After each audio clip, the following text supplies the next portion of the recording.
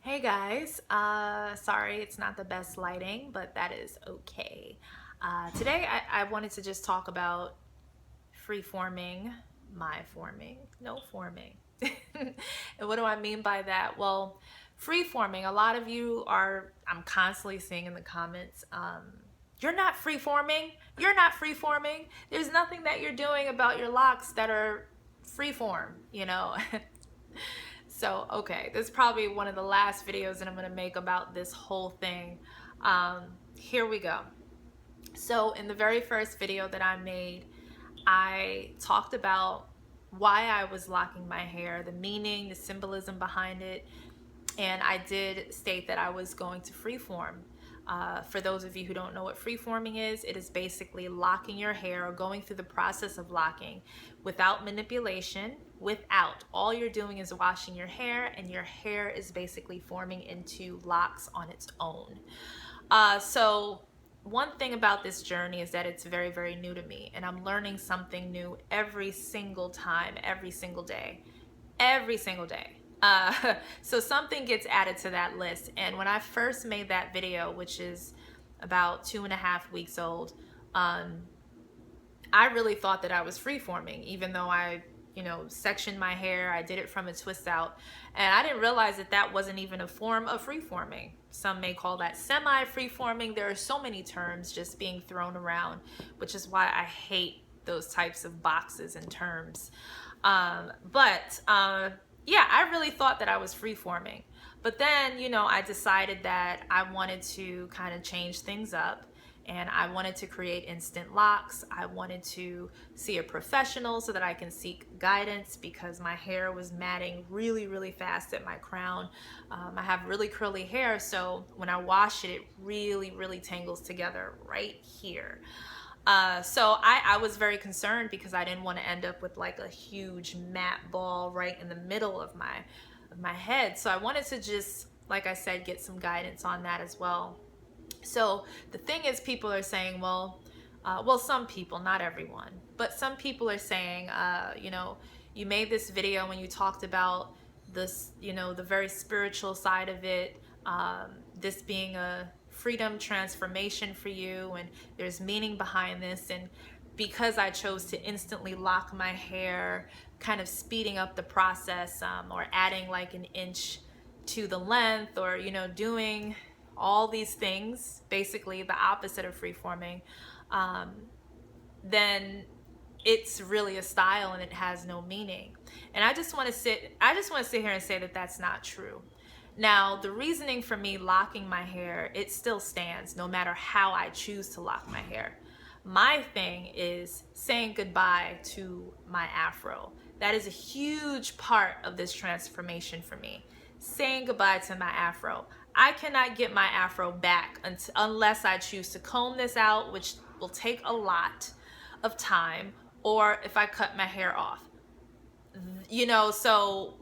My hair is locked. It is completely locked. This is my hair and it is locked. Yes, I chose to go with the instant locking method, but it doesn't take away from why I locked my hair. My hair is locked. I'm not here over explaining or here to over explain the meaning behind it. What I'm here to really say is that the freedom really comes in basically doing whatever it is that you want to do with your hair. This is where my freedom lies. I'm learning new things all the time, and I'm playing around, and I'm feeling through this process and seeing what works for me, what doesn't. Just like anybody would in any kind of natural hair journey, whether it be through locks, through curls, through kinks, whatever. You learn new things, and some things may work, some things may not, some things may look good, some things may not, and it doesn't take away from the journey.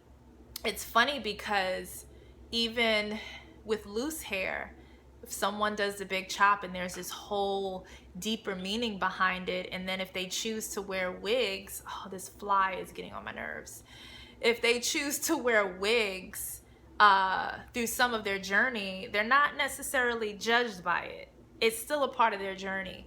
When I big chopped in 2011, I wore wigs for the majority of 2012, damn near the whole year, through my awkward stage. And it still didn't take away from the growth and the lessons and the intentions behind big chopping.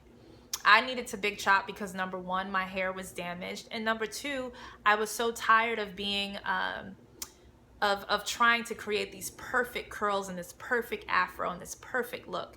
And I wanted to work more on my acceptance and become more low maintenance with my hair. And that eventually happened. I got to that point in my journey, even though through some of that, I decided to cover it up and wear wigs or play around with different styles. So it's the same with this, okay? It doesn't take away from my meaning behind my reasoning for locking. Whether you respect what I'm doing or not, that doesn't matter. That's not my concern. It's just to really get the message out there that the journey is the journey and it's not predictable. If you have a very predictable journey, then I don't really know what growth comes out of that. Maybe I will grow out of something that I'm seeing, you know, the impatience. I'm very impatient when it comes to a lot of this. That is something that I will definitely admit. Maybe this is bringing my impatience to the surface, but it's a lesson that I'm going to learn, and I'm not afraid to be transparent enough to say so. It's not that I'm changing my mind and I'm going crazy or people are confused or I'm all over the place. It's me really documenting a real journey.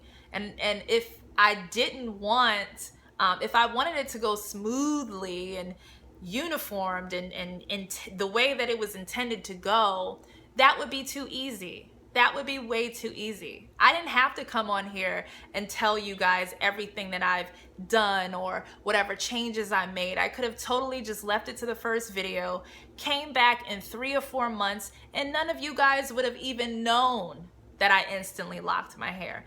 If I really wanted to keep that, if I really wanted to not be honest about it. But I want to be honest about it because these are real emotions, these are real feelings, the impatience, the patience, all of that. So this is what I'm trying to share. And I think some of it's going over some of your heads in a sense. I'm not asking you to agree with everything that I'm doing or even understand what I'm doing, but just respect the process. And some people feel like I'm not respecting my own process because I'm kind of fast forwarding it in a sense, but still that fast forwarding is a part of my journey. And if that's something that I have to kind of capture and analyze and learn. Someone said in the comments that I am an overthinker. I am an overthinker. I take every single detail of my journey, whatever journey that is, because we have many, and I overanalyze. This can be a part of my overanalyzation. So let me go through that and let me share it and just respect it for what it is. So that's all I have to say about that. This is probably the last explanation video that you'll get from here on, but I really just wanted to sit and chat and make things a bit more clearer. And I don't know how clear I can get. I'm sorry about that. This is gonna be raw. I'm not editing this. Yeah, and that's just it. And freedom is doing whatever you want to do, even if the process doesn't make sense to someone else. And I am truly exercising my freedom by doing that. All right, so I will see you guys later. Thank you for watching, and thank you for sharing this journey with me. I'll see you later. Bye.